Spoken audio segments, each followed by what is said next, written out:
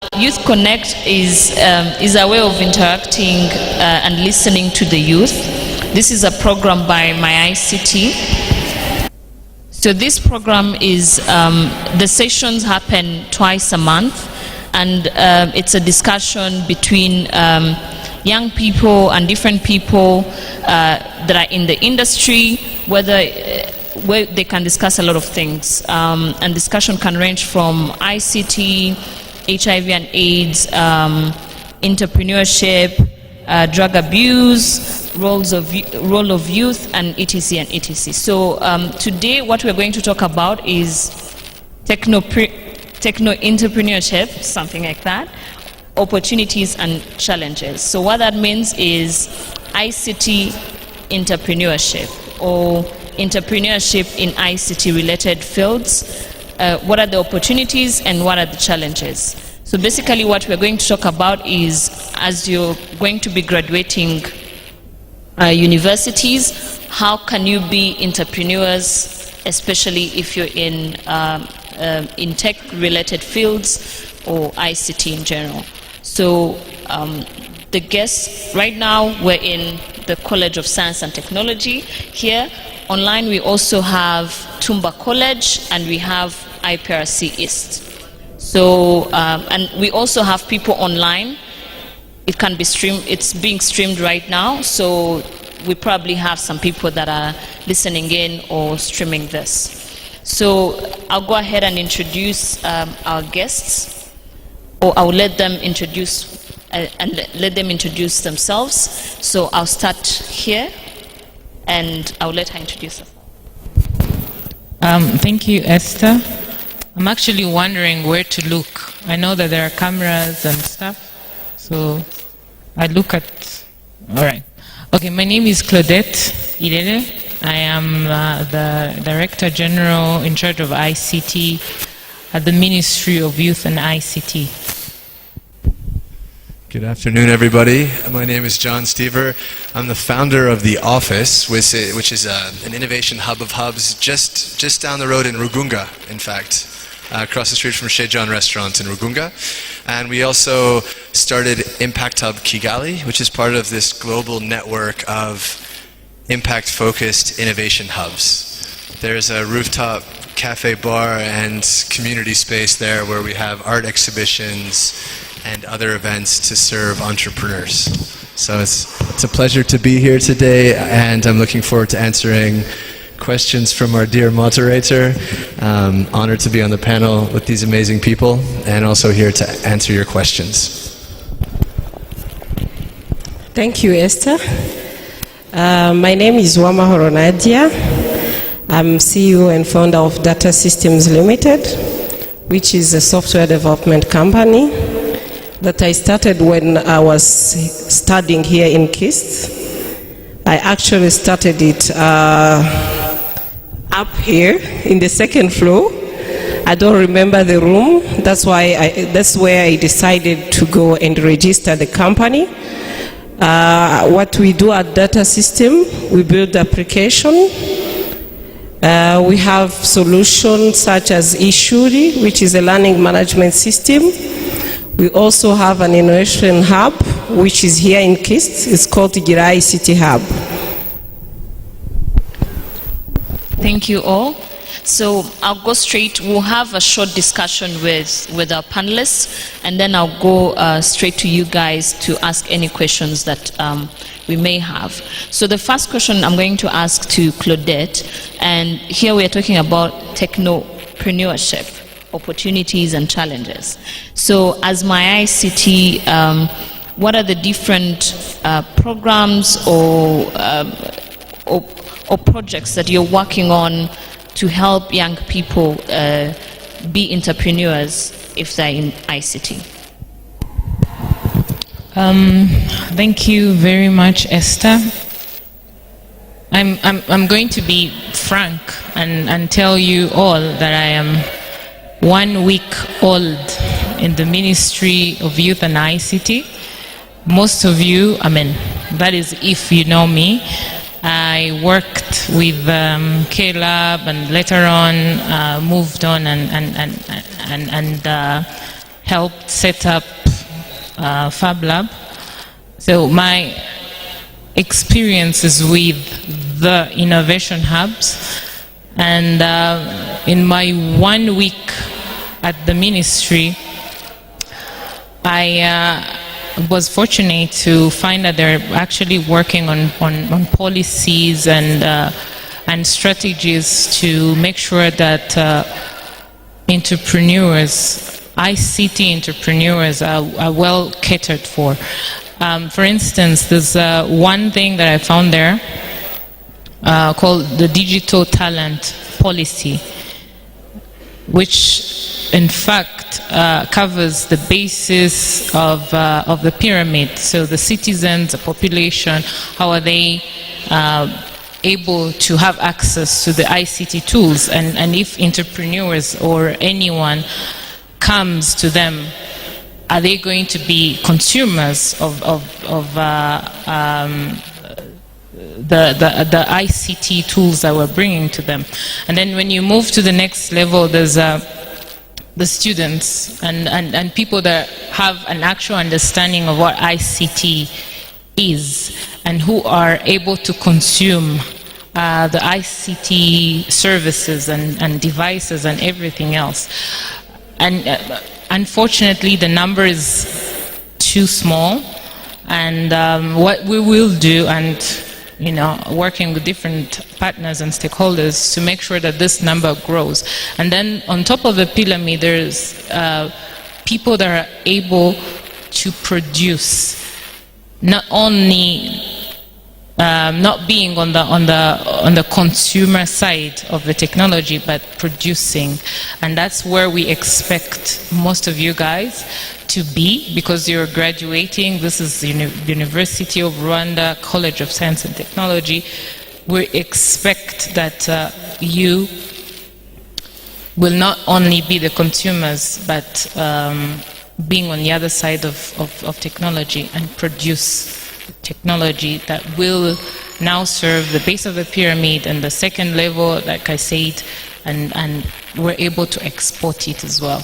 So that's one of the things that we're doing at the ministry, but there are other things, other policies, for instance, the digital revolution, and other things that the ministry is working on just to make sure that once people are capable of producing their own ICT applications and everything, they're not limited, they're not restricted by policies that don't let them expand themselves. Thank you.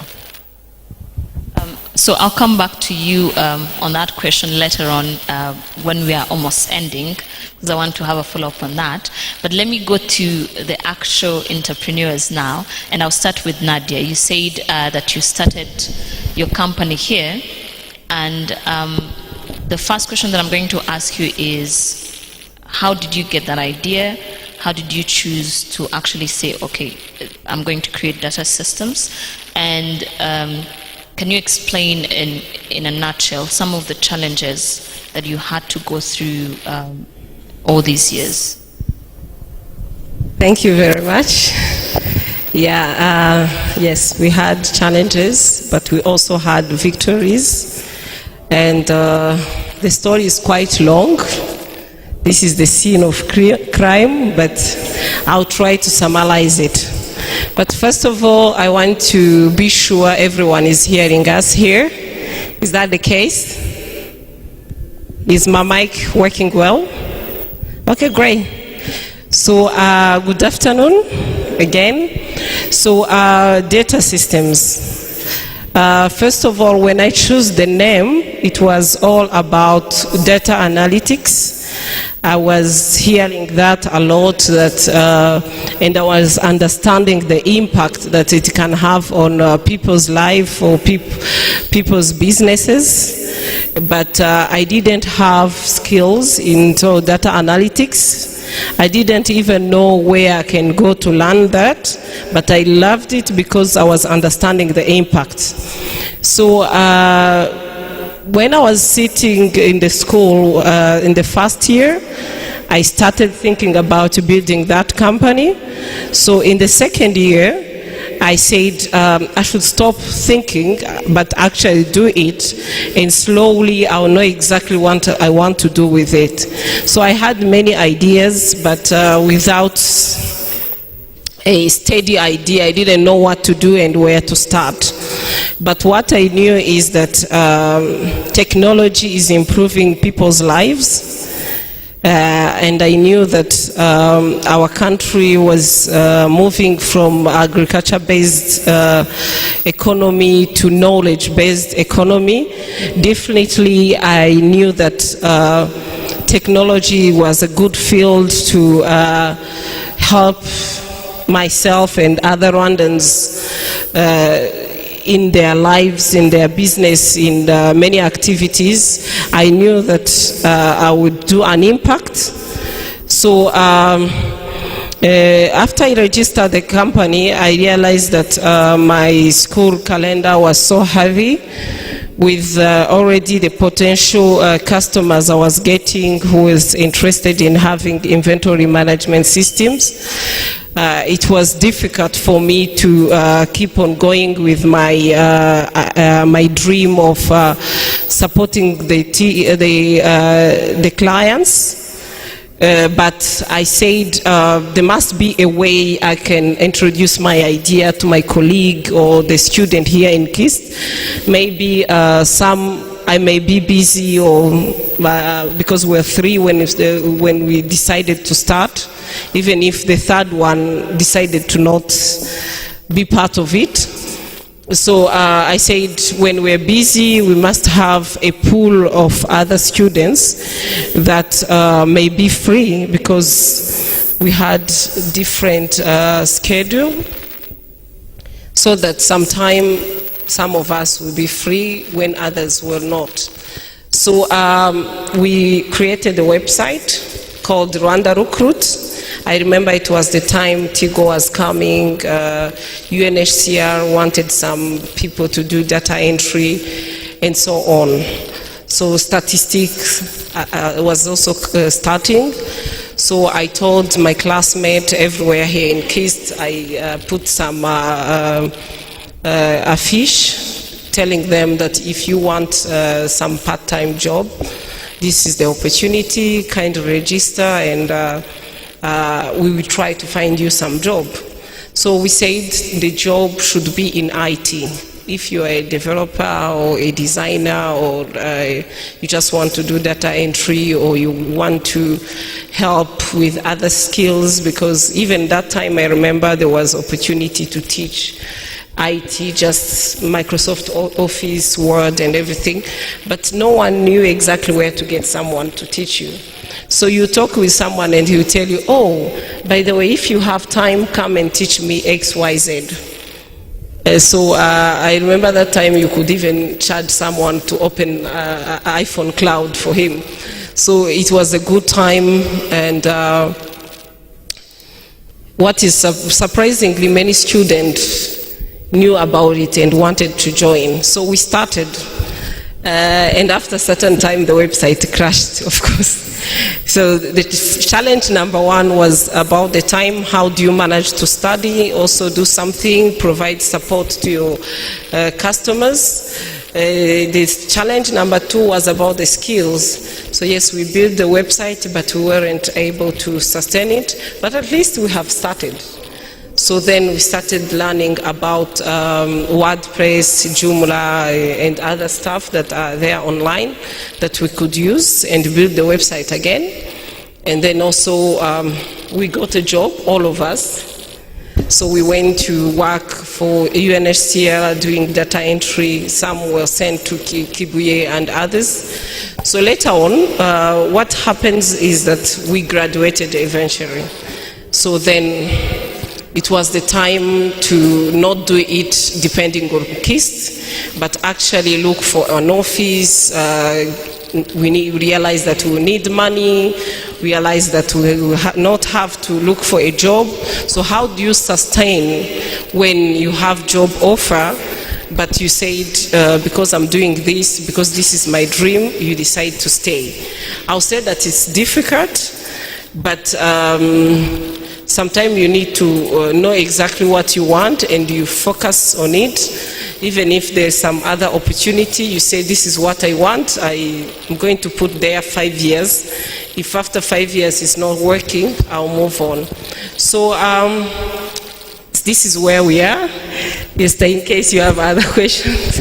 Yeah, yes. So thank you, Nadia, and I think I also keep following up. And as you said, it's very difficult. You have to know exactly that that's what you want. So if I continue to John, I think the first time I met you, you were renovating one floor of the office the first time, and there were like only 2 tables inside, and now it's the whole building. So as someone who had just landed or had worked in Rwanda, just arrived in Rwanda, how did you how did you spot an opportunity to say, okay, a co-working space is actually something that can work? And what is your experience in doing business in Rwanda for all these years? Yeah, so I actually first came to Rwanda in 2007 to work for the Rwandan Ministry of Finance. So I don't know, some people that are watching this or here in this room might be asking themselves the question, am I an entrepreneur, right? And you're looking at people like Nadia and you're like, oh, well, she's an entrepreneur, right? But as you just heard her say, she was a student here at KIST when she started her business. And that means that every single person in this room and every single person who's watching this live stream or watching this video later when it's posted up on YouTube, you can all be entrepreneurs as well. And I think, me as an economist, I didn't have any experience running a business. And so it's, quite a good question actually, like, how did I see the opportunity and why did I start a business?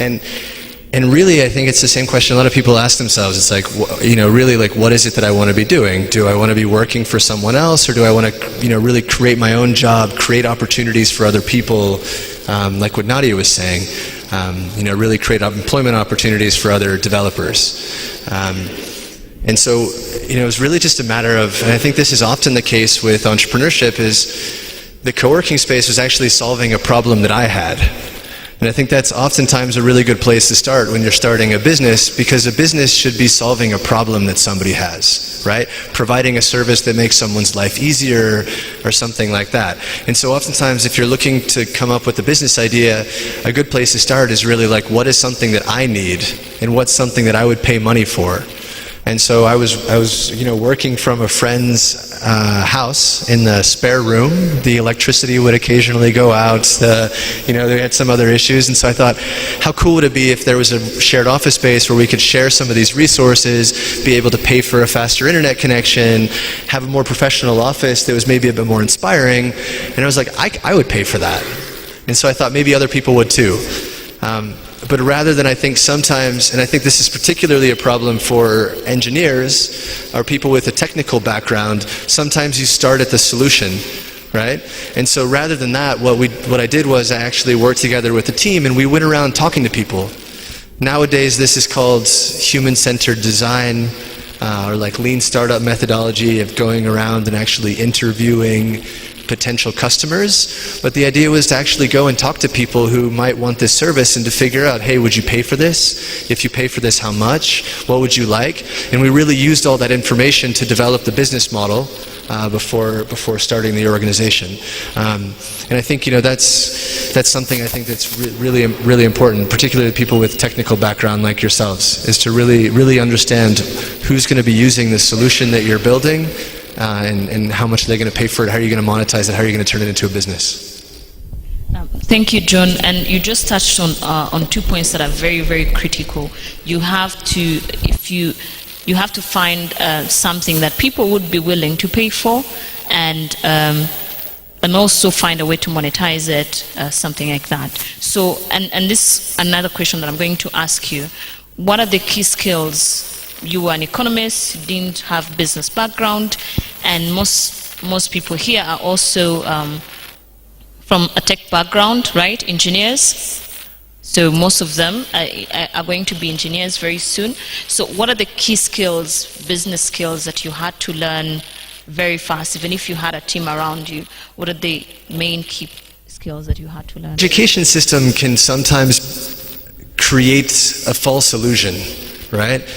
Because you graduate, and then you're graduated, right? You're no longer a student. But really, if you're going to become an entrepreneur, or if you really want to live a full life, I would argue, it's really important to always see yourselves as a student. To see your professors here at the university, not just as your professors now, and then when you graduate, know you're graduated and you have a degree, and you can go off and do your job. It's really important. You know, there's a philosopher, Epictetus, once said that if you think you know something, then you can't learn, right? And so it's really important to recognize that you always have something to learn, right? I think that's the most important mindset that you need to have. I think the second thing is something actually that Nadia pointed out, which is really important, which she said, just start, right?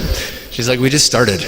And I think sometimes it's really easy to fall into this trap of like trying to have everything understood or trying to learn everything that you need to know, because depending on your business, there are infinite things that you need to know in your business, right? You need to start learning accounting so you can pay your Rwandan taxes, very important. You need to be able to understand, marketing, how to understand your customer. You need to think about user experience. If you're a programmer, you need to learn the user experience and the design side of your applications. Super important. So there's a million things that you need to learn, and it's really going to depend on the particular business that you start.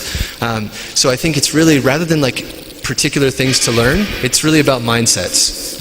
It's about really seeing yourselves as a student for life. You're always a student. Whether you have a degree, whether you have a PhD, whether you're a professor, these guys are always learning. I'm always learning. I think I can say the same about my colleagues up here on stage. We're always reading. You're always talking to people. You're always going to talks. You're watching videos online. So always see yourself as a student. Second thing is just start. You can never anticipate the things you're going to learn until you just start. And the third thing, and I think this is most important, and that's actually the reason why we started the office. It's the reason why the Impact Hub Kigali exists. It's also the reason why K-Lab exists and the Fab Lab. These are spaces where you guys can go and meet other people who want to start something. And the most important thing that you can do when you're learning and starting out is sharing your ideas. I know it's really scary. And oftentimes, you're like, oh, if I share my idea, somebody might take it, or, but I tell you what, there's very few very original ideas. An idea is worth nothing until you build something, right? And the only way you're going to build something is by sharing that idea and working together with other people. You really cannot underestimate the number of things you need to learn. Being an entrepreneur, running your own business, paying salaries for your staff, there's, mental, emotional things that you need to learn. People oftentimes underestimate that side of entrepreneurship. You really have to have a lot of confidence. You have to be able to deal with a lot of stress. And so, it's really important that you build up a group of peers to share your ideas with, and people that can support you through the good times, support you through the bad times, and who can give you critical feedback about your ideas and help you improve them. It's really important to share your ideas also. Yeah? So thank you, John. And you just said like when you have an idea, you need to share it. I always say if you have an idea, there's probably 10 more people thinking about the same thing. In Rwanda, not in the world. In the world, it does multiply. So don't think you have a genius idea that no one else is thinking about it. So share it, and the beauty is in the implementation. And then I'll go again to Nadia. Claudette, I haven't forgotten you. I'll go to Nadia, and then John talked about the different skills that you have to learn. But if you have a background in engineering as a programmer, so many things: accounting, engineering, accounting, marketing, sales, and all those things. Like one person can't master everything. So when you're starting a business, what are the key things, especially in people that you work with? You say that you worked with, you started as 3 people, now you're 2, and then you started also recruiting people when the work became really heavy. But when you're studying and you're very small, you actually don't have money, what are the key areas that you can say, okay, in a company, these are must have? and a way to get those people that you need in a company for you to succeed. You see, you need technical skills, first of all. Okay, well, yeah, there are many things you need to know when you start a business, yeah? Or let's not call it starting a business. When you have some ideas and you say these ideas need to be realized, you need first of all to be sure that whatever happens, even if you were getting a job somewhere, one day, one time, you have that idea has to be realized. So when you have an idea and you don't plan for it, it means it's still an idea. It becomes a project when you start planning for it. So you need to get a book and you say, I want to do this. Even if it's not clear, some of the pieces are there, maybe it's not clear, you don't know. You know you want to build an application, but you don't know which application exactly, which technology to use, what to do.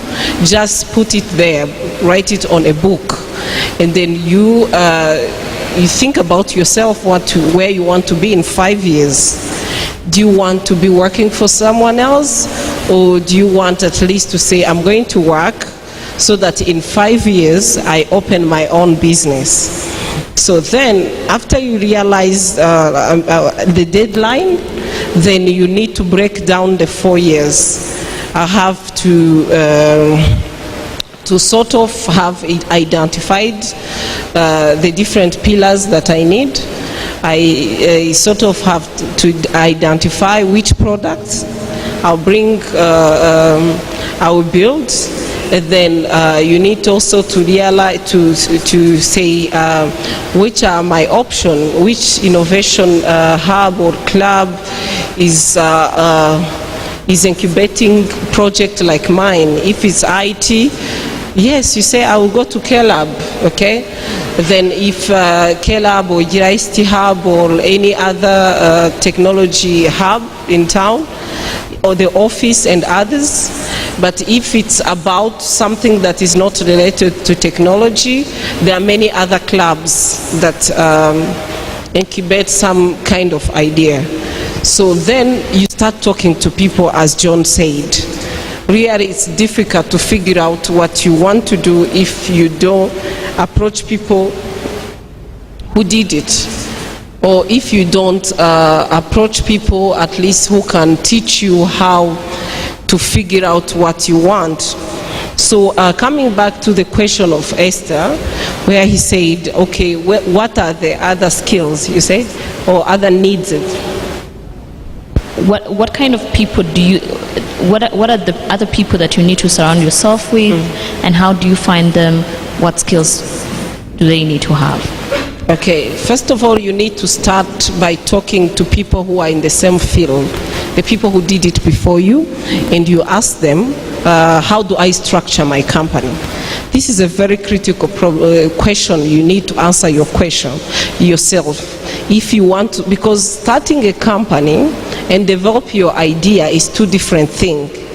You can develop your idea without having to start a company and hire some people.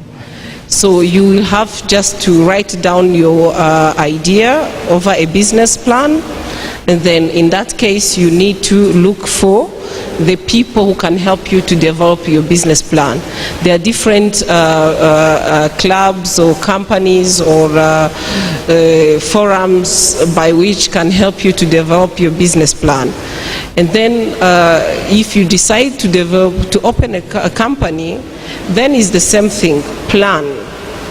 Don't just, we did it, yes, but that was before. So now you have people you can lift yourself to. Don't do things you haven't sit down and draft and at least know, okay, accountant, finance, because you're opening a company to make money. So if you make money, what do you do with it? Because you can make 100 million, but also lose 100 million at the same time. And then also there is one other problem, the challenge, I met it, where you receive money and you tell yourself, oh, if in January I made 100 million, it's an example, then that's what will happen in February and in October and other things. But you need to realize that there was a reason you made that money. So I say, if you are into technology, you need to identify the skills you don't have. If you are an engineer, you need an accountant, or you need a finance guy to show you, to teach you about money. If you are, then there is your character. If you are a person who's knows how to, who's social in life, has a lot of friends, then you don't need the marketing guy. You probably need to do a research. You go to Google. You know exactly what you, how you need to present your product, or to talk to people, or to create a network. But if, for example, you like John, you are an economist, then you need a technician. Maybe you have an idea in agriculture. That's the time where you need to get a partner who's an agronomist, or other skills that you lack. So it's all about people. Really, I'll say it's all about people.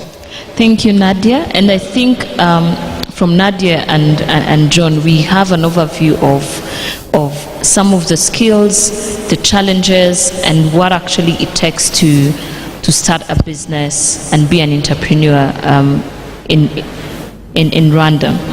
And now I'm going to go back to Claudette. Nadia said that when she started, she was charging people to set up their iCloud. I think people were also charging people to set up their computers and all those. And I'm pretty sure currently it's not a viable business. So I'm going to ask Claudette. She set up Fab Lab, and she told us she's been a manager in K-Lab manager, and she has been around this ecosystem for a very long time. So these days, what are the opportunities that are out there? If you're getting into you're an engineer, you're going to graduate, what are some of the areas that are hot, what you think can actually succeed in Rwanda? It's everything that is hot cannot succeed in Rwanda, but what do you think are some of the areas that are right now on top that people can start thinking about? I'm becoming so good at getting the most difficult questions. I would lie if I appoint myself as someone who knows of the opportunities that are in the sector. But speaking from experience, I know that there's so many untapped opportunities in the ICT sector. So many, actually.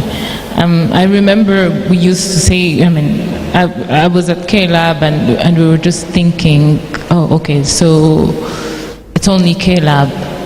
Everyone has eyes on K-Lab, and we would ask of the guys to do the impossible. Oh, who's in health, who's in agriculture, but we forgot that these are sectors apart, that we can actually have an agriculture hub on the side running by itself, not necessarily affiliated with K-Lab, and then develop solutions and technologies specifically in agriculture. So K-Lab was not the only thing that could respond to all these challenges or give solutions to all these other things. So, and that's how we came up with Fab Lab, because I remember at the beginning we were like, okay, so we only have guys that are doing software applications and stuff. So what are we going to do with all these applications? They will need devices. They will need tangible things where to run. And so we're like, okay, let's create something else. In other countries, they call them maker spaces, and they don't require that much.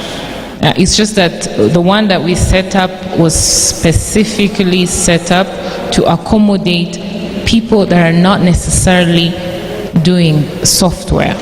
But like I said, this could be developed into many other different sectors on the side. So like I say, agriculture, you could do health, you could do education.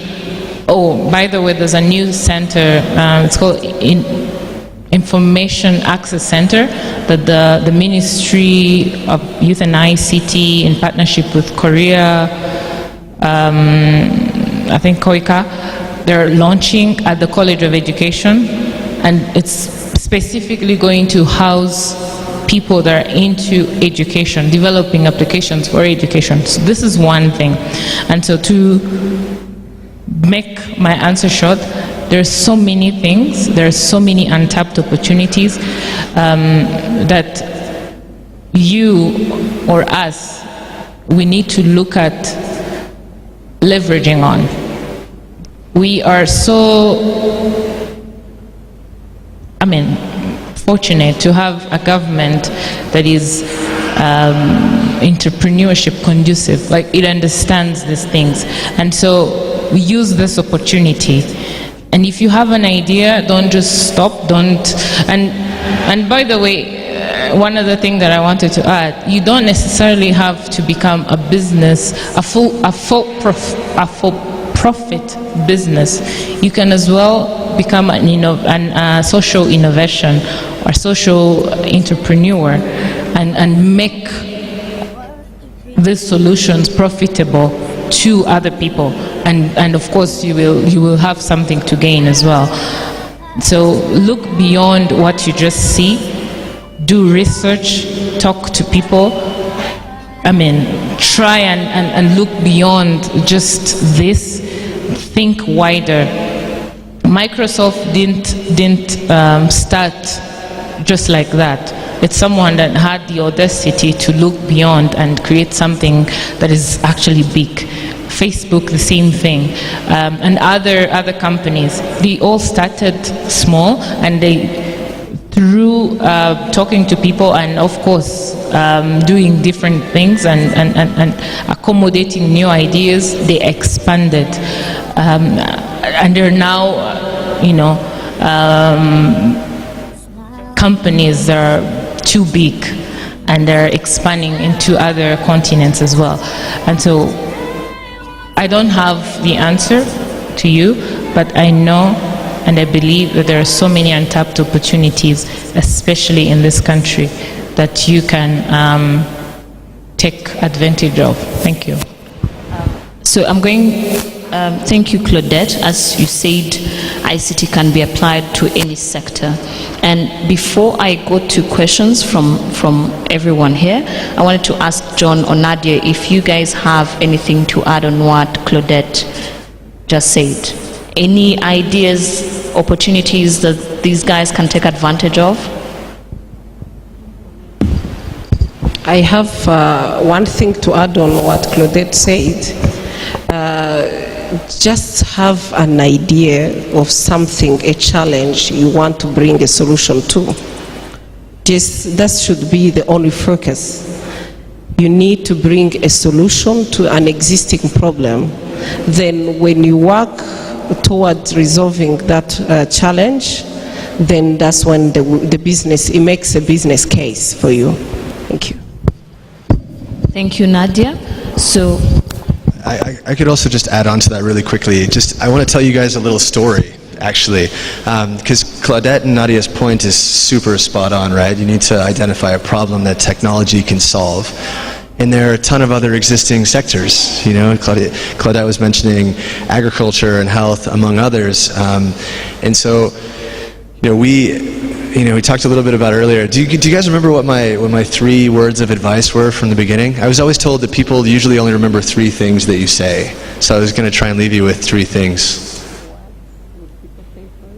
No. So always be a student, right? Even when you graduate, always be a student. Share your ideas. And just start. Because everyone can be an entrepreneur. Right? So on the second point, this sharing your ideas. So these spaces like Fab Lab, like K-Lab, like your ICT Hub, like the office, like the Impact Hub Kigali, and in like your classrooms at KIST, in fact, are spaces where people come together and share ideas, right? And one of the best examples of how you can create a business out of this is we were actually having a community lunch a few years ago in our co-working space at the office. And one of our members, they weren't the traditional innovators that you normally think of, right? They weren't using technology. They were actually writing children's books. They found that historically a lot of the books for children in Rwanda, in fact all of them, had been translated from abroad. So they were like, we could actually create children's books in Rwanda, in Kenya, Rwanda, using Rwandan cultural references that children understand and working with a Rwandan animator. And so they made children's books. And this is actually innovative because no one else had been writing children's books in Rwanda before. And they brought these books, when they'd been published, to lunch, again, to share this idea with everybody in our space. And one of the technology companies in our community said, we could digitize that. They saw this children's book and they were like, we could turn this into a digital product. And that conversation ended up creating the first Kenya Rwanda children's learning applications, right? You have a learning tool and you have a software developer that can turn that into a product, right, an application. And that's a really great example of what happens when you share ideas with other people. So if you have an idea about starting an app, or you have friends studying in agriculture at one of the different campuses or in the architecture department, talk to them, find out what they're working on, see how technology can help them do what they're doing better. And I think that's really where you're going to identify a business solution. Yeah? Thank you, John. So now I'll ask Emmanuel to help us with questions. So we're going to have 3 questions here. We answer them and then we get 3 questions from the other campuses.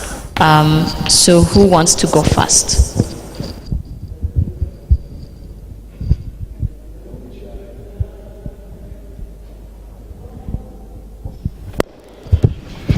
Thank you. My name is Lewis. I'm a 4 student, computer engineering. I have one question. We are engineers and you are, I think, in entrepreneurship field. If you're going to recruit employees, engineering employees, which character or which criteria are you going to base on to choose among us? Thank you. I think our panel is frequent in English, in French, in Kinyarwanda. You can use either language. I wanted to do 3 questions and then we answer so that we can make it faster.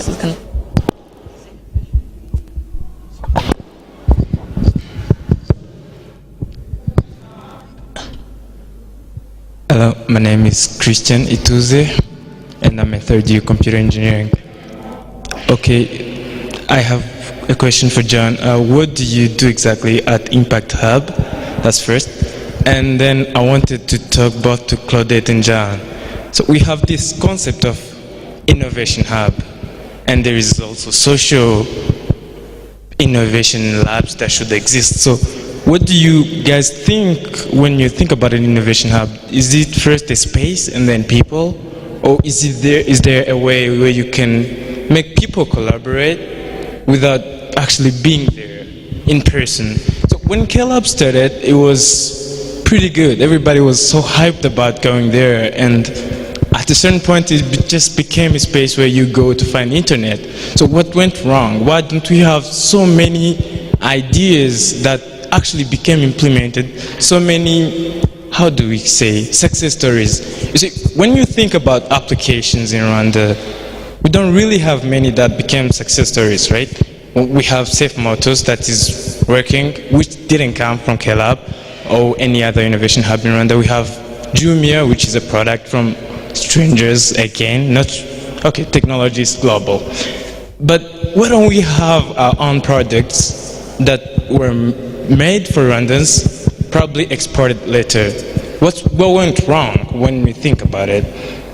Again, speaking of, John said something about collaborate with people, share ideas, and we recently have been seeing all these people coming over and telling us, hey, guys, come over, join this competition, and tell us about your ideas. And then people join, people that talk about ideas, and then they see them implemented somewhere else, and they're like, that was my idea. So what is my ICT doing to make sure that all those people coming over telling us to participate into these competitions don't steal our ideas? And what do we do when we realize that an idea has been stolen? So I think we should be informed before joining a competition about the laws and regulations that we should follow just to keep us safe. Again, you said something about sharing. Of course, when you share an idea, it's great to share an idea, but when you really care about it and you're really thinking about implementing it, how do you make sure you share only what's necessary for you to get something else and not everything at once? Thanks.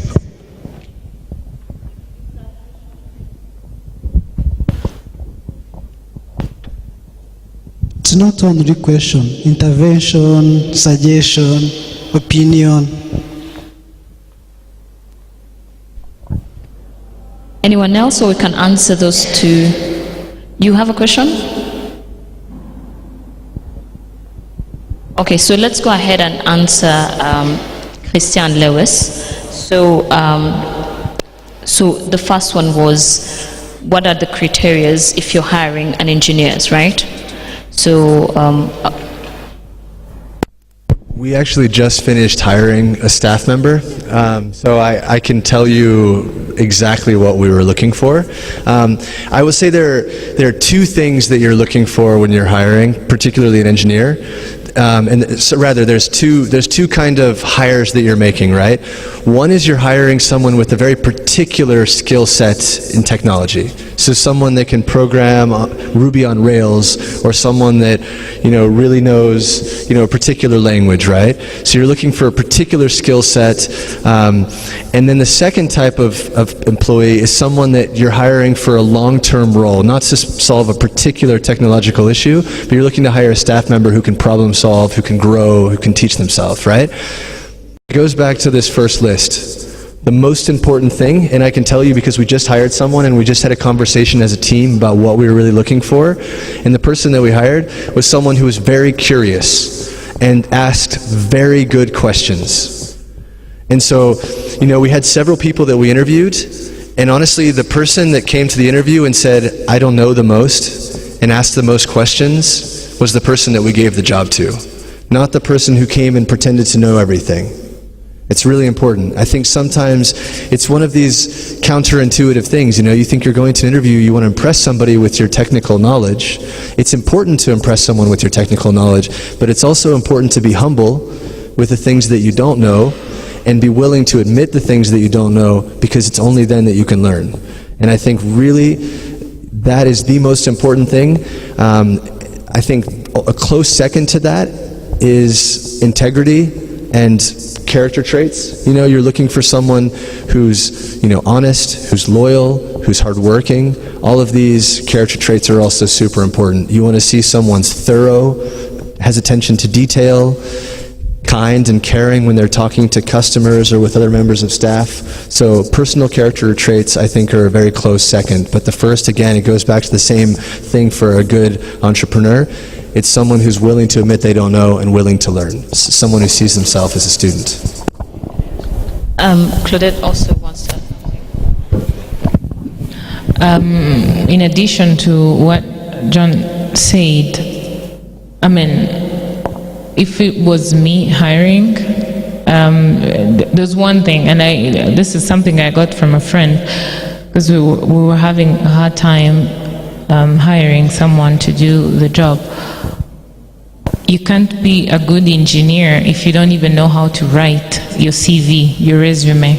So if your CV, your resume looks shabby, you know, broken, let's say the language that we all use is English, broken English, the layout is weird. If you can't write well your CV, which is like your profile, then something is wrong. And then secondly, when I'm looking at this on the CV, how it's written and everything, I like to see initiative. I understand you're all going to graduate very soon, but there's no way you're going to graduate without having done some little practice at some point in your life. When I was at school, I'm beginning with, the back old days, the good old days. When I was at school, I would count days that I was actually in school and the days that I was working. I interned at a hospital, I interned at a radio station, I interned at almost any and every company that was around. I made sure that I had something to put on my CV, and I made sure that I would get recommendation. And when I was there, I wasn't just having fun. I was making sure that I learned something, even if it's not related to what you do, the practical work, but it's related to something that you will need at some point in life. So I like to see initiative as well. And of course, if it's programming and stuff, then there are tests that you have to do, and that's where you could tell. And of course, as looking at the person, the good vibes, the positive vibes, they have to count as well. But those are the 2 to 3 or 4 things that I look at: CV and initiative. So I think also to add on what everyone says, in a nutshell, your soft skills are very, very, very important. And I think one other thing that engineers and students forget is, even if you're in a classroom, you need to demonstrate your practical skills. So you can't just rely on the tests that the school gives you. You have to find projects and different things that can demonstrate on your CV that you actually have the actual skills. And if I remember, Dr. Bajpai used to give us our final thesis. He was very strict on what we were supposed to do. So if he's still very strict, you need to actually work on a project that is going to help your CV. So be mindful of that. So just don't say that you graduated with an upper honors or distinction or that. We've seen so many people who've graduated with distinction and never got great jobs. And even when you're hiring, they're not the best people. They're not the people that get the best jobs. So you have to be mindful of the whole cycle. And then on the second question, John, about Impact Hub. I think that's what, about Impact Hub. Was it Christian?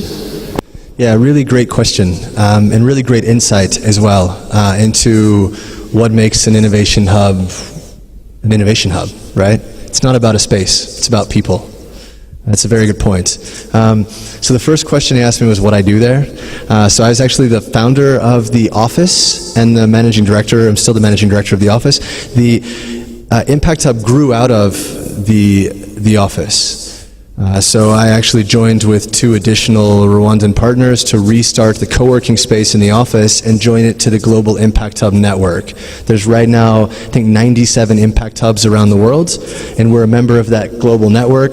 That creates a really interesting opportunity for us because it means that we have a pipeline of opportunities coming from all of these other Impact Hubs from around the world. We're part of this global network. So that adds a lot of powerful opportunities for the community in Kigali. coming from that. A good example is we're just about to launch, we put it on our social media platforms, we're just about to launch a new accelerator program called Accelerate 2030. Is anyone in the room familiar with the Sustainable Development Goals, the SDGs?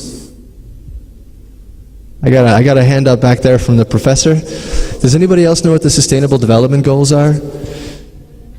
It's a series of development goals that countries around the world have agreed to meeting. It's basically the predecessor of, the successor of the Millennium Development Goals that ended in 2015.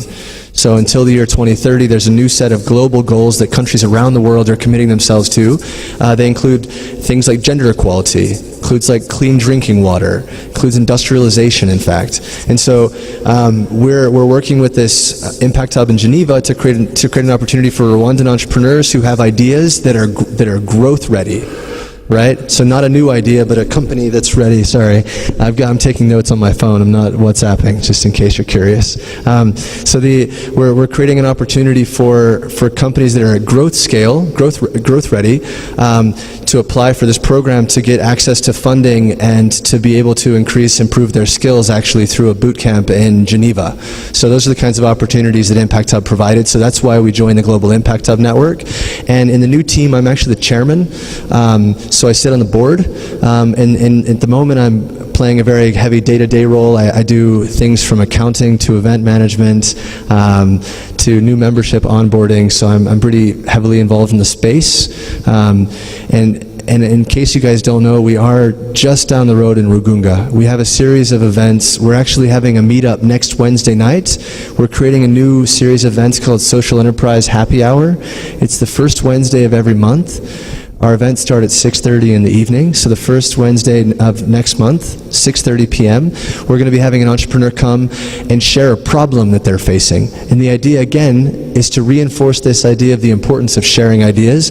They're going to be sharing a challenge their business is facing and getting mentorship from the crowd. I think sometimes you think, oh, you have to be this or you have to be that to be able to have a good idea. No, like, for an entrepreneur, you learn the most from other entrepreneurs. So the idea is they're going to come present their challenge, and then people, you guys are also welcome to participate, can offer ideas to that company to help them reach their challenge. And that event, which again you guys are all invited to next Wednesday evening just down the road to participate, that event is a really good example of actually answering this question, is how do you build community? So we have a space, right? But the space doesn't mean anything unless people come and unless there's a vibrant community. And what makes a vibrant community is really the most important thing, is that people feel trust in the space, right? They feel included and they feel like they can share their ideas. And that goes for everyone, right? So whether you're a minister who's been in our space, or you're, an international minister who's been in our space, or you're an international, millionaire who's been in our space, or you're a local Rwandan tech entrepreneur, you're a kid from an orphanage who's doing a photography exhibition, everyone is welcome in the space. And that's something that we really put a lot of effort into to make everyone feel like they're welcome in the space. But also going into the point about sharing ideas. You're in a space where you can freely share your ideas and not feel like someone's going to take them. Just to go into that point again, a little bit deeper. I know I'm holding the microphone for a while here, but this idea of sharing ideas. You said, yeah, an idea that you're thinking about. You said that. I'm pointing that out because it's important. Because if it's an idea you're thinking about doing, then you're not doing anything, right? Because you can think about something when you're in the shower, or you can think about something when you're at Kivu with your friends. You can think about something when you're eating dinner. That's not doing anything, right? If you have an idea, it's not about going to a pitch competition to get money to start your idea. It's about starting. Just like Nadia said when we first started this conversation, you've just got to start. You're going to learn when you start. And the thing is, when people steal ideas all the time, and it's not up to the Rwandan government to protect people's ideas. It's not. It's really hard to have intellectual property for an idea that someone's done nothing with, right? How does the Rwandan government say, oh, well, this person thought about that idea last week when they were having dinner, but I thought about it 2 weeks ago when I was in the shower, right? It doesn't work like that. What you need to do is you need to just build your business and make your business better than your competition. There's really good examples in Rwanda of people who have taken another person's business idea. I'm not going to name examples, but there's a really, one of the more known technology companies in Kigali took an idea that was started in our space, actually, for a company that was started in Uganda, right? And people were like, oh, well, they took the idea and they took a very similar name even, and but that stuff doesn't matter. You're operating in, it's really about your implementation of your business and how you distinguish yourself. And when you're first starting off, it also helps to build a website. If you're thinking about a new app that you want to have and you really believe in it, then don't just keep it as an idea and think about it. Create a website. That's the first thing that we did actually for the Impact Hub, or for the office rather, a few years ago. I don't know if you guys are probably too young to remember this, but 4 years ago we basically started a Facebook page. We started a website. I'm not a designer, right? I said I'm an economist, right? So I don't know anything about web design. I started a website. I built my first website by using a WordPress template for an under construction website. It had a big counting clock on the front page. And so I just put our logo for the office and a little thing opening soon. And then it had this giant counting clock and it looked kind of cool, right? You go to the website and you see this giant counting clock. But we didn't have anything. We didn't have a space, we didn't have a chair, we didn't have a table, we didn't have an internet connection other than the one on my phone. We had nothing. And I just created a website. And the idea was I used the website to create in people's minds this manifestation, right? You're not just selling people or trying to get people to give feedback on a new application idea that's just in your head. Now all of a sudden you've got this website that's showing people, hey, it's coming, right?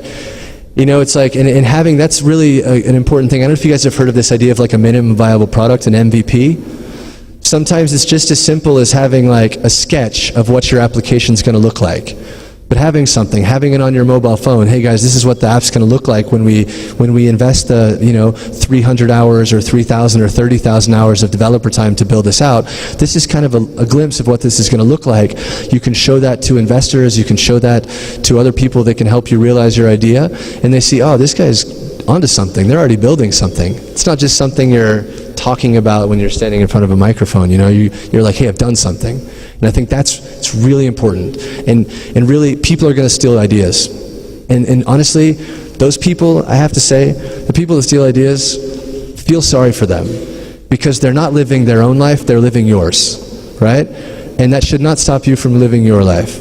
You have an idea, share it, build it, that's yours. If somebody else wants to steal it, they're just copycatting you, they're pretending to be you, they're never going to be able to build the idea as well as you, even if they have more money. So just do it, start, yeah?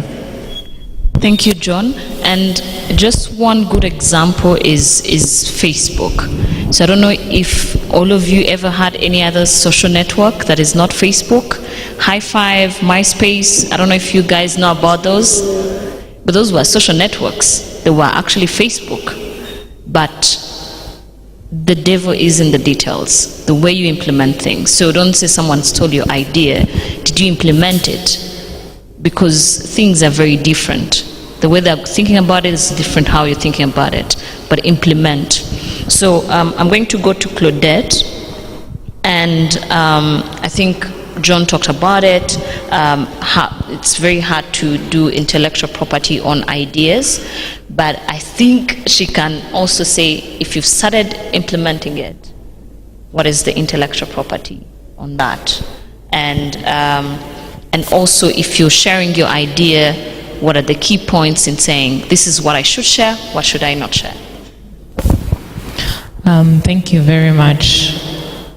I think you asked me way too many questions. I don't even know how to go about answering them. But let me start with this, with the stealing of ideas. I think John mentioned it when he said that the government is not going to, be the arbitrator and say, oh, you stole this idea, give it back, or no, that's not going to work. an idea that is just an idea that is not implemented is as good as nothing. Anyone can steal it. And so I think you, as the idea bearer, you need to know what to share and what not to share. If you feel threatened that the detail that you're going to share is going to be used by someone else and they get ahead of you, then it's up to you. But you can't request any institution to arbitrate, in case someone stole an idea. There are other things that people use, the NDA, non-disclosure agreement. If you feel like what you're going to do once shared outside is compromising what you're doing, make sure that people sign an NDA with you. Then you have legal ground to, take them to court. But again, these are just ideas. Let's not forget what's important here. These are just ideas that you can have anywhere else.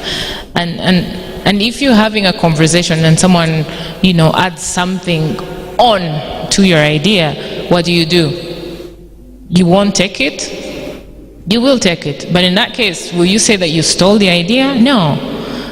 Let's not, let's not delay ourselves in thinking about ideas, but let's be the doers. Let's make sure that these are implemented, that they are at the level where they're no longer ideas, but they're actually tangible implementations that you can as well present and okay, this is my thing.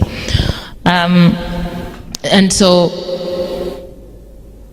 the bigger picture that the ministry has is and I remember before I even joined the ministry, there's an WIPO, World International Intellectual Property Organization, which is a UN agency. They were here in Rwanda recently, and they're doing a study. They're trying to help the government set up an intellectual property policy for the country. And so if you have a patent, so now your idea is no longer an idea, but it's something that you can patent, then you can adhere to the World Intellectual Property Organization baseline. And so those are the kind of things that, yes, the ministry is doing, and we're making sure that once you have a patented idea, nobody can steal it. But if it's just an idea, I can steal it as well. There's something that you talked about, like what went wrong with K-Lab. Yeah. And I guess so many people are asking themselves the same question. I don't think that there's anything that went wrong with K-Lab. What I think is that with time, we evolved. What do you do when you give space to people and they're not coming up with ideas? Do you put them in a room and you just beat them up? What do? We need to realize that when a space is given and people are in there, there's nothing like a machine that pumps ideas in them and expect that at the end of this whole pumping, something will come out.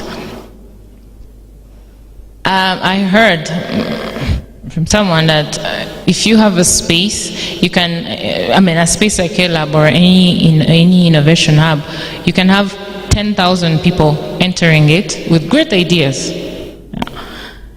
At the end of year one, you'll have not even 50%. You have 20% of them, they stay. Innovation spaces are new. And so there are not so many studies around them in the world. But 20% of them stay, and actually I think I heard that it's 5% of those people that came with ideas are the ones that survive. And so you'll see it with the trend. With the people that entered K-Lab, the Nadias and everyone else, you see that there are a few people that are actually out there having their own companies and employing others and making profits and paying taxes, which is very important. But as a space, K-Lab did not, nothing went wrong with it. They actually went on to build another space, which is the Fab Lab. And they're actually opening other branches. So as a space, nothing went wrong with them. But we need to also, realize that nothing, these are people that we're talking about. So how they behave once they're in the space, what they come up with and everything else, this is an entire complete section. But I agree, we need to strengthen, give them the skills to run the spaces and make sure that what is expected of them is out there. I don't know if I responded to the question, but yeah. Nadia, I hope you didn't have anything to add, or I'll add later on when we have other questions. So do we have a question from Tumba? We'll go to our other campuses. So no one else here has any question?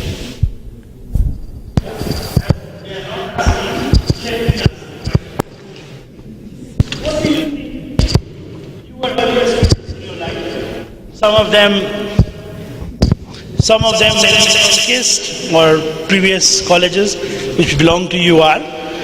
I want your opinion on the activities we do in the college and how they affect you when you go outside. I want to know what is missing that we are not giving to these children which are going to become engineers and going to sit in the next decade on those chairs and see the next generation come up. So there is, I know, missing links. There is some things we do not offer, maybe obsolete things. What else do you think should be included, either in curriculum, outside curriculum? Interaction like this may have never happened with your batch, I remember. But are you open to coming up next time into the classroom to talk directly to a specific group of students? This activity needs to be enhanced on both the sides. They can also come to your company, ask several questions, not all the time, on some specific duration. How do you think, what is lacking, what is missing?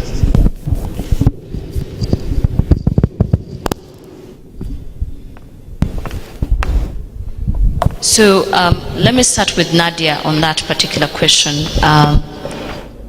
What do you think you should have gotten from KIST for you to be well prepared to start your business? Or people you're hiring now, what do you want them to have? Okay, thank you. Yeah, well, first of all the teachers are not the same. Mr. Pajpai, I know him. From the start, he has been a very good teacher that you could come see him, and he always makes sure you helps, you get what you need. Even after KIST, I think I have called him many times and came to see him, and always he attempted to me.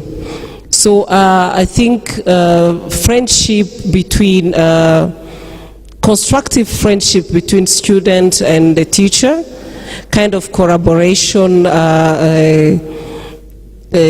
support their idea, contribute to the idea is something that that time was missing in KIST. I don't know if it's still the case. Is it? It's still the case. Don't worry, they are not going to. Okay, so that is one. Another thing is something that I see with CMU. the way the school makes sure they get you good internships, they negotiate them, they negotiate that those companies give you internship fees, they make sure they network with the ecosystem and make sure they get you good job, and then after you graduated as well, they keep following you. So, Mr. Professor, I think it's the business piece that is missing. And also another thing which explains why I created Girai City Hub and I insisted it to be here is that actually Girai City Hub is an innovation hub that is helping you get coding skills, software development. So we have a set of languages that we train people in, fresh graduate, not those one who are still in class, but those one who just graduated. So they go through a 6-month internship, intensive software development program. It's because after school, you need also some practice, mostly because this is a very good university where and the curriculum is very strong, so you spend a lot of time studying and you need more time exercising, practicing. As Claudette said, you need to do more internship. Sometimes it's difficult, but it's after school that you need to try to do something. So I believe this university, as well as other universities, should invest in after graduation program, training, practice program.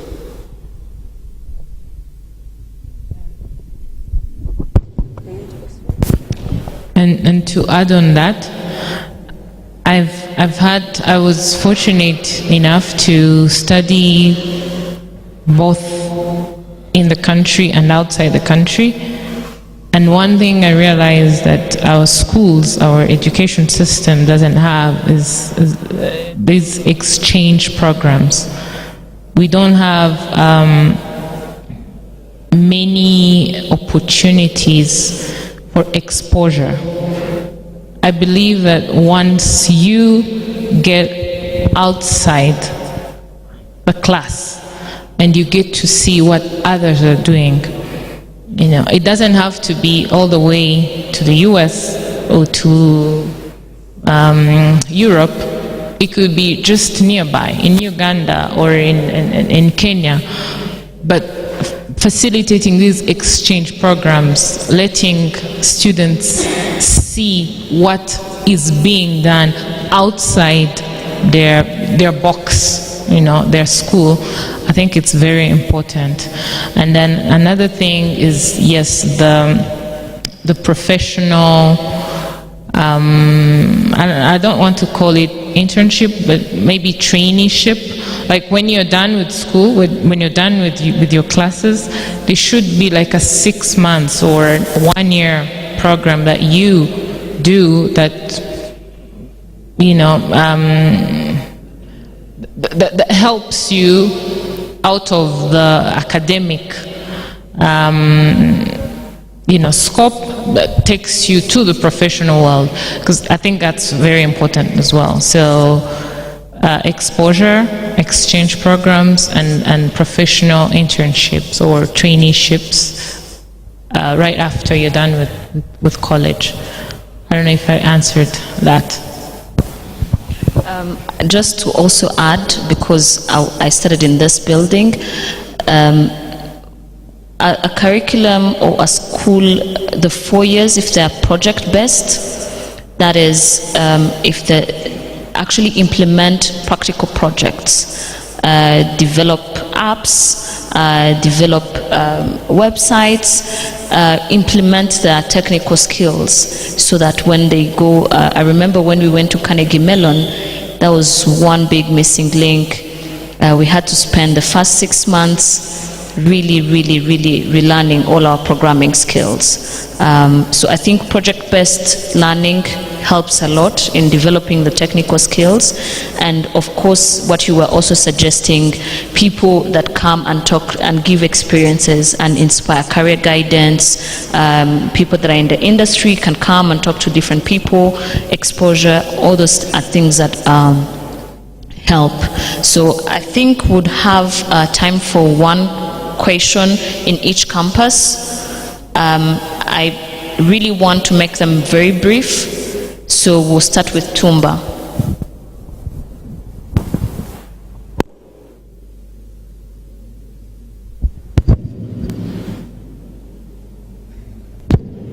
Tumba College of Technology, over to you.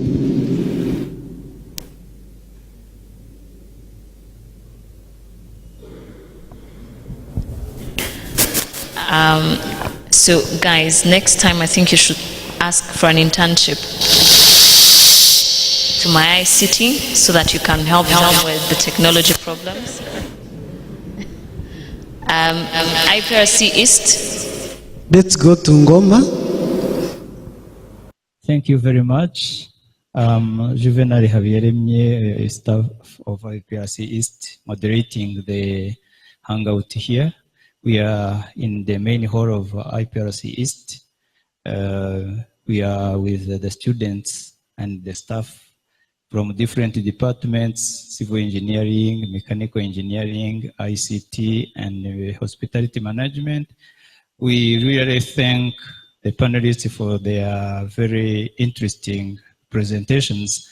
And we have been following with great interest.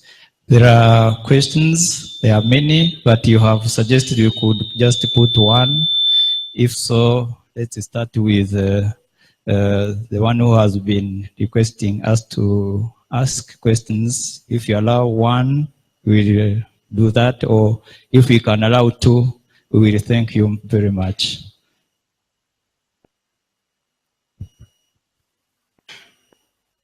Thank you.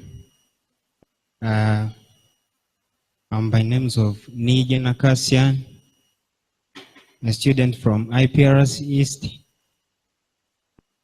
ICT department, and my option is IT. I'm still in level 1. So, my question will come to Miss Nadia. Actually, is under information technology.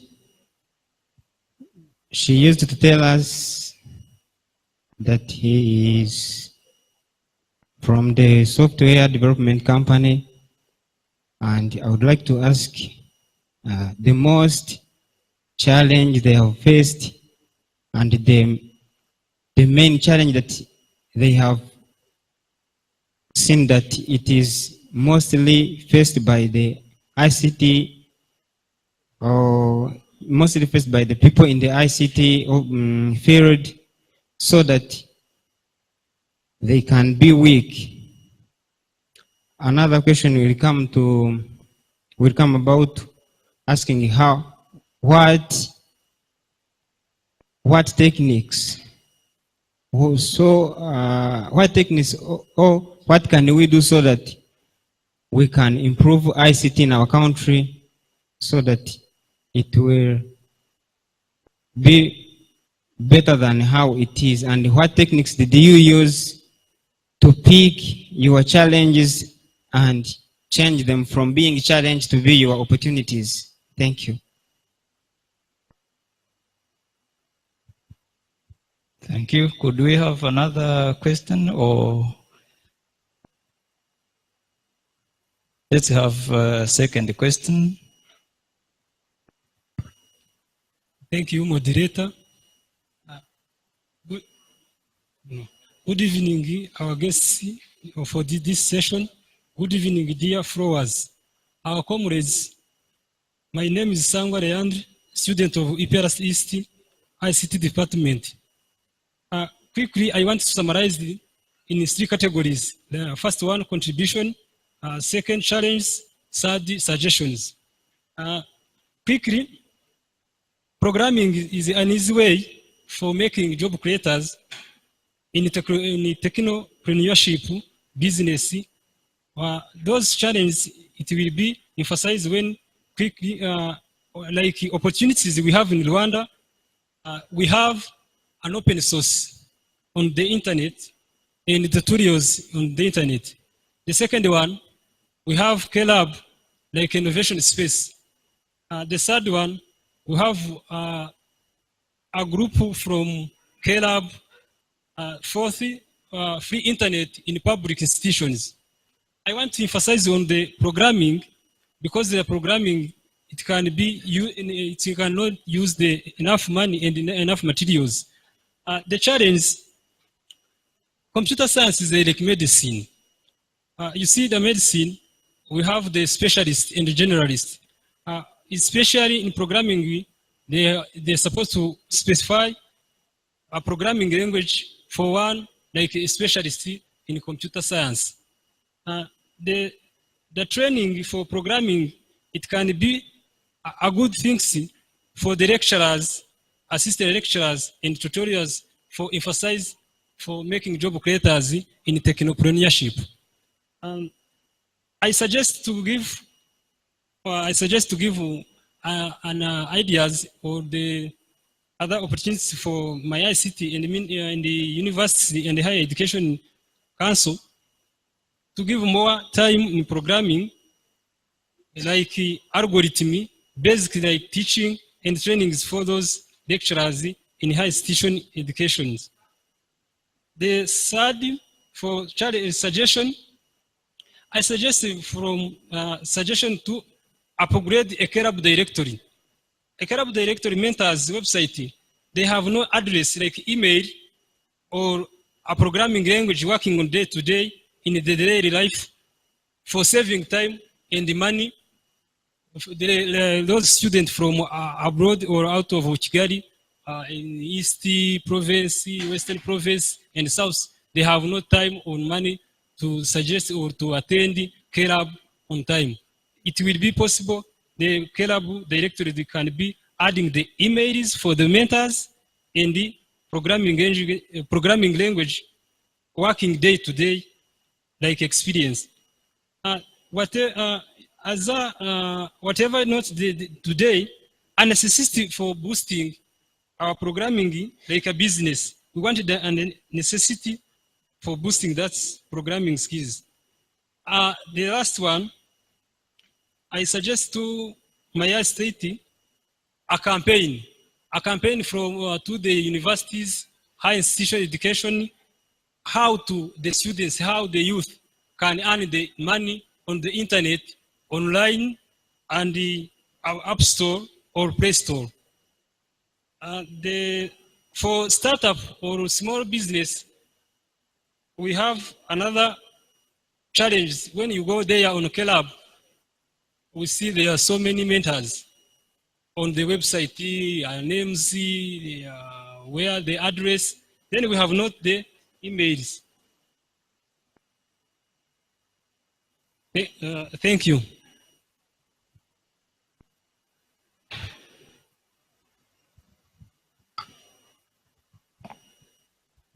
Thank you. I'm called Mohawaniman Calixte. I'm a student here in IPRC East in Computer Science Senior 6. So, as Mrs. Nadia said, in starting her own business, there was lack of enough skills to start their own business in.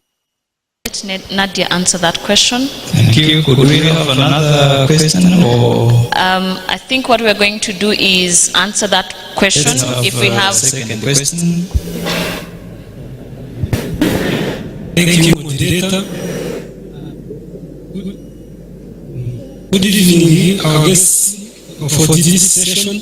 Good evening, dear followers. We cannot hear you. My name is Samuel Ayand, student of IPRC ICT department. Quickly, I want to summarize in three categories. The first one, contribution, second, challenge, third, suggestions. Quickly, programming is an easy way for making job creators in technopreneurship business. Those challenges, it will be emphasized when or like opportunities we have in Rwanda. We have an open source on the internet and tutorials on the internet. The second one, we have K-Lab, like innovation space. The third one, we have a group from K-Lab, free internet in public institutions. I want to emphasize on the programming, because the programming, it can be used, you cannot use enough money and enough materials.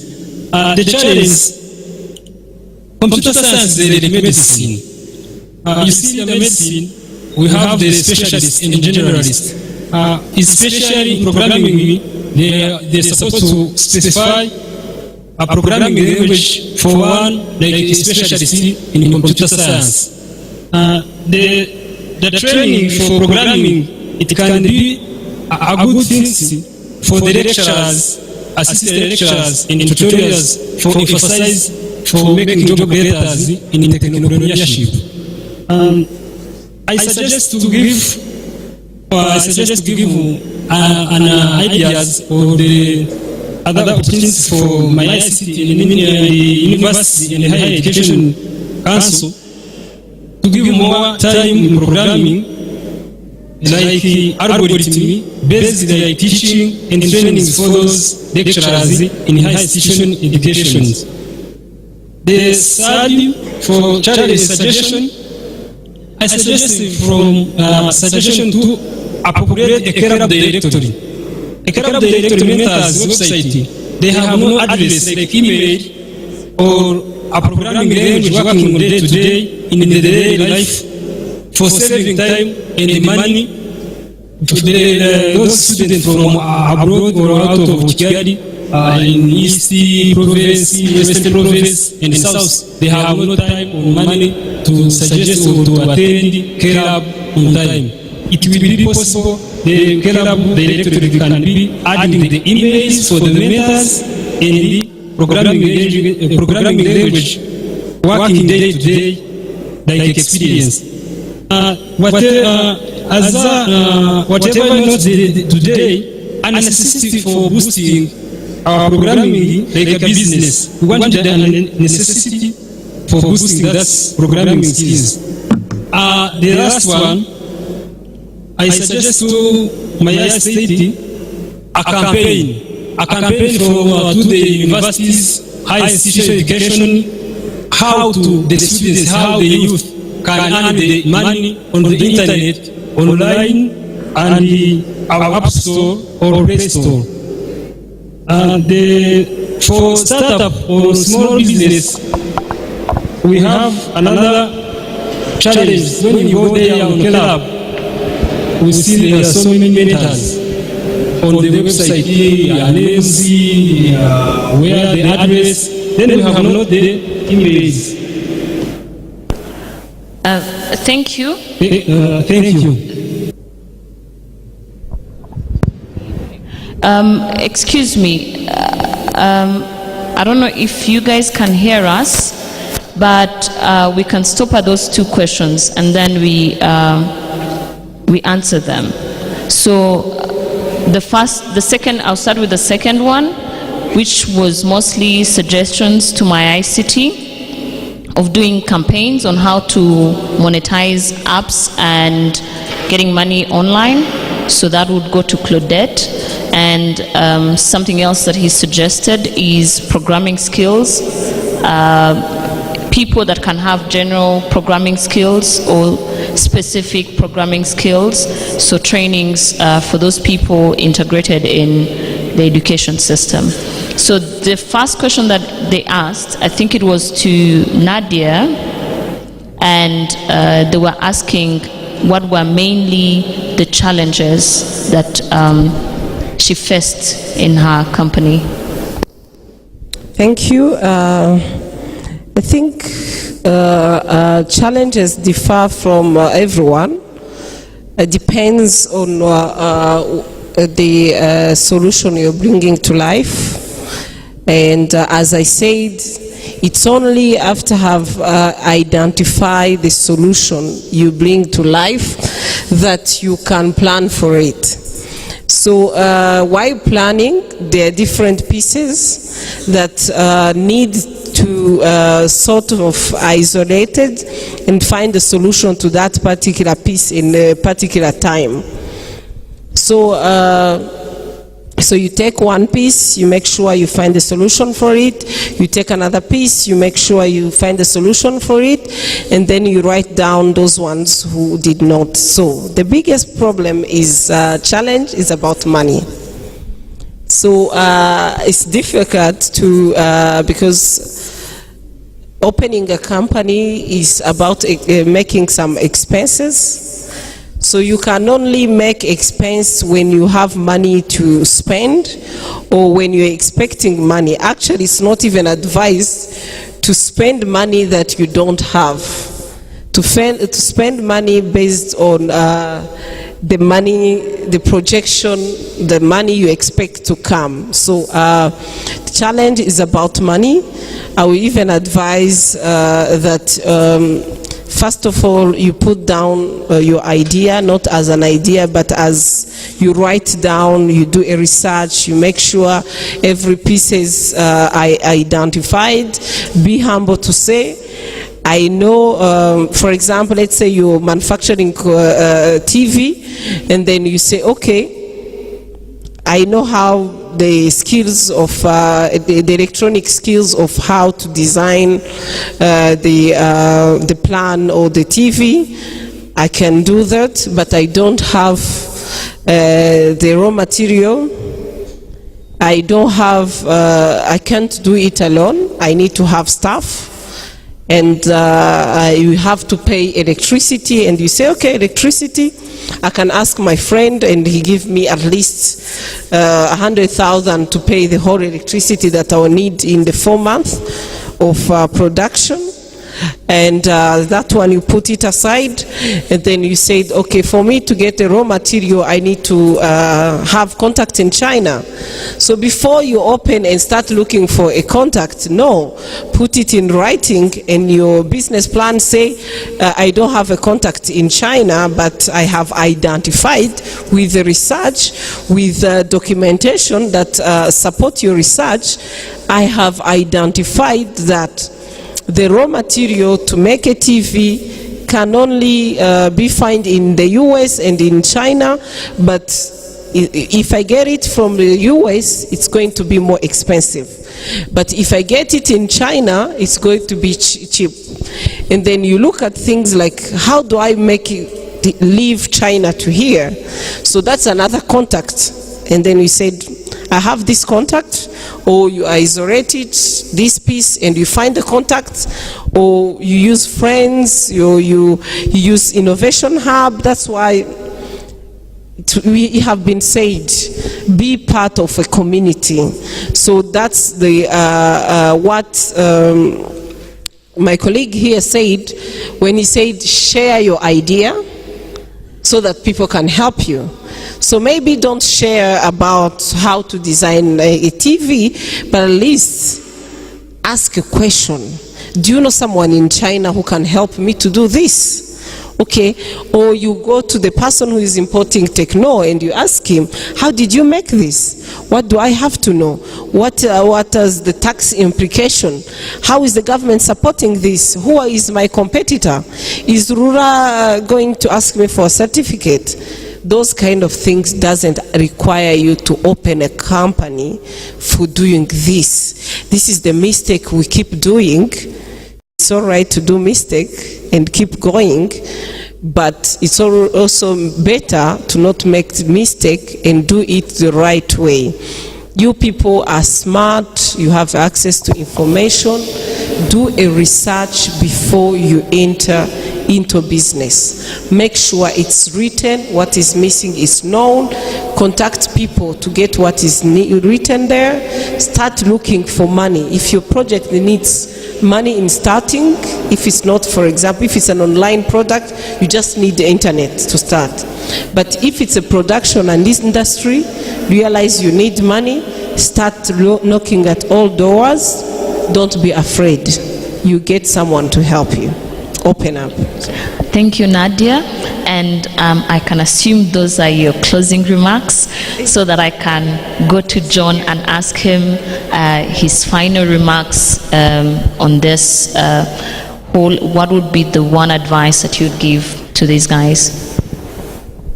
I have 3 pieces of advice. Does everybody remember what they were? 3 things. I think you need to add a 4th one. Speak up. Yeah, speak up.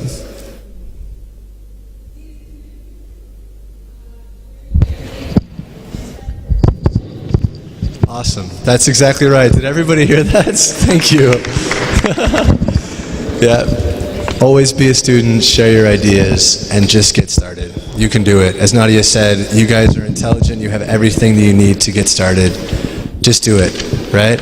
And if you need help, come to events like the one I was telling you about next Wednesday night on the roof of the office. Go to K-Lab, hang out at my ICT with your new Director General over here. Really, there's people around the country that want to help. Everybody wants to see you guys succeed and start businesses and be successful and be happy. So do it. Yeah? Thank you. Thank you for having me.